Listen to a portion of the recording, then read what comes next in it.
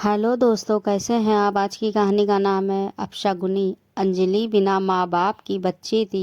15 साल की उम्र के बाद से ही वो अपने चाचा चाची के पास रह रही थी। चाचा चाची ने उसे अपनी जिम्मेदारी समझकर 10वीं तक पढ़ा कर घर के काम काज में निपुण बना दिया। अब वो उसके लिए एक ठीक ठाक ससुराल की तलाश कर रहे थे ताकि उसका भी घर बच जाए और उनकी जिम्मेदारी खत्म हो। किसी रिश्तेदार के बताने पर एक रिश्ता आया। लड़के वाले अंजलि को देखने आ रहे थे। अंजलि भी सभी लड़कियों की तरह अपने होने वाले ससुराल के बारे में सब कुछ जानना चाहती थी। उसे बस इतना ही पता चला कि लड़के का नाम गोपाल है, जो एक मेडिकल स्टोर की दुकान पर काम करता है। उसके पिता का देहांत हो चुका था और वो अपनी माँ के साथ रहता है।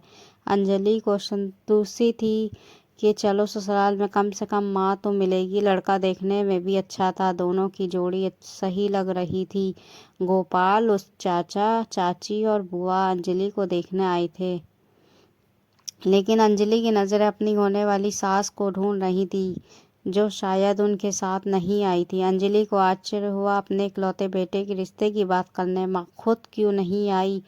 रिश्ते की बात पक्की हो गई और आनन फानन में छोटी सी सगाई की रस्म भी कर दी गई। शादी से पहले सिर्फ एक बार ही अंजलि की अपनी सास से फ़ोन पर बात हुई थी। शादी की सारी खरीदारी गोपाल की बुआ और चाची जी ने ही की थी। जब अंजलि फ़ोन पर माँ के बारे में गोपाल से उसकी पूछती तो गोपाल कहता, माँ को कहीं आना जाना अच्छा नहीं लगता। शादी का दिन भी आ गया।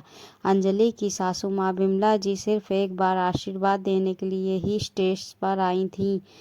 विदाई विदाई के बाद जब अंजलि को अपने ससुराल पहुंची तो उसका गृह प्रवेश और बाकी की रस्मों में भी बिमला जी दूर खड़ी देखती रही। हाँ, मुंह दिखाई के वक़्त जरूर उन्होंने अपने खानदानी कंगन अंजलि को दिए। जब अंजलि की नज़रें अपनी सास की नज़रों से मिली तो अंजलि को उसमें अपने लिए अपार ममता और आशीर्वाद नजर आया। उनकी आंखें स्नेह से दबदबा गई थी। गोपाल की ताई जी हर बात पर एहसान जताती रहती कि हमने ही सारी शादी का जिम्मा अपने कंधों पर उठा रखा है। शादी के कुछ दिनों बाद सभी रिश्तेदार, बुआ और चाची ताई अपने अपने घर चली गईं। अंजलि को अपनी सासू माँ से एक माँ जैसा स्नेह मिला, जिससे कुछ भी दिनों में वो अपने ससुराल में घुल मिल गई। हंसी खुशी दिन बीत रहे थे। इसी बीच जब पता चला कि अंजलि गर्भवती है तो सबकी खुशी का ठिकाना ही नहीं रहा। विमला जी बहुत खुश थी। जब परिवार वालों को पता चला तो गोपाल की ताई और चाची ने ताना मारते हुए कहा, ये लो फिर से सारे नेक चार का भार हम पर आ गया। अंजलि को उनकी बात सुनकर आश्चर्य हुआ तो उसने पूछ लिया, आप लोग ऐसा क्यों बोल रहे हैं। ताई जी ने फिर कहा, और नहीं तो क्या, तेरी सास के हाथ से तो कोई रस्म हो नहीं सकती। अपशगुनी जो है, ये क्या बोल रही हैं आप ताई जी। माँ, ऐसी अपशगुनी कैसे हो सकती है। अरे बहू, तुझे नहीं पता, जब ब्याह कराई थी तो हमारे ससुर जी को खा गई और बेचारा गोपाल पैदा हो ही हुआ था कि अपने पति को भी खा गई। ये अपशगुनी नहीं तो क्या है। इसलिए तो सारे नेकचार और रस्मों में इसे कोई शामिल नहीं करता। ताई जी की बात सुन बिमला जी रोते हुए अंदर चली गईं और अंजलि उनकी बातें सुनकर हक्की बक्की रह गई। उसे उनकी सोच पर तरस आ रहा था।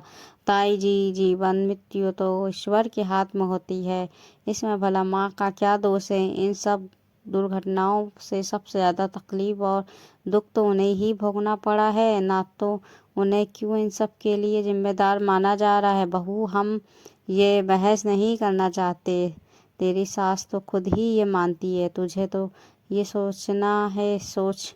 कह कर ताई जी चली गई। 7वें महीने में अंजलि की गोद भराई भी तो अंजलि ने धीरजता से अपनी सास से कहा, माँ मेरी गोद भराई तभी होगी जब सबसे पहले आप मेरी गोद भराई की रस्म करोगी। नहीं नहीं बहू, को कहीं कोई ऊंच नीच हो गई तो मैं कभी खुद को माफ नहीं कर पाऊंगी। विमला जी ने डरते हुए कहा, नहीं माँ, आप खुद एक माँ है। जब अपने बेटे के लिए आप अशुभ, नहीं तो मेरे होने वाले बच्चे के लिए आप कैसे अशुभ हो सकती हैं।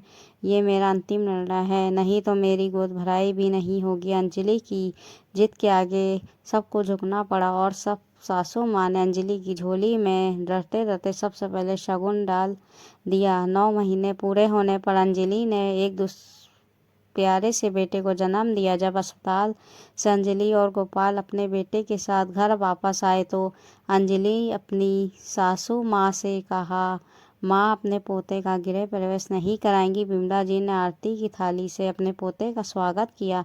अंजलि ने अपने बेटे को विमला जी की गोद में डालते हुए कहा, ये लीजिए माँ आपका पोता, देखिए आपके आशीर्वाद से बिल्कुल स्वस्थ है। विमला जी ने अंजलि को गले से लगा लिया।